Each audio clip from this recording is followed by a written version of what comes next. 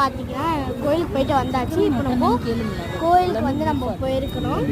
கோயிலுக்கு போயிட்டு வந்தோடனே இவங்க வந்து இப்போ ஏதாச்சும் ஒரு ஸ்நாக்ஸ் கடைக்கு வரலாம்னு சொல்லிட்டு பசி இருக்குன்னு சொல்லி ஸ்நாக்ஸ் கடைக்கு வந்திருக்கோம்.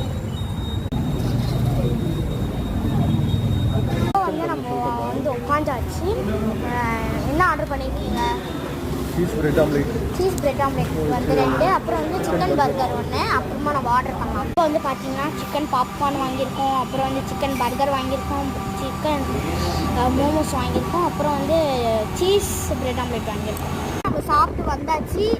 சாப்பிட்டுட்டு ரொம்ப காற்றுலாம் நிறைய அடிக்குது. இதை பாருங்க, அப்போ வந்து அதனால் வளர்க்கல.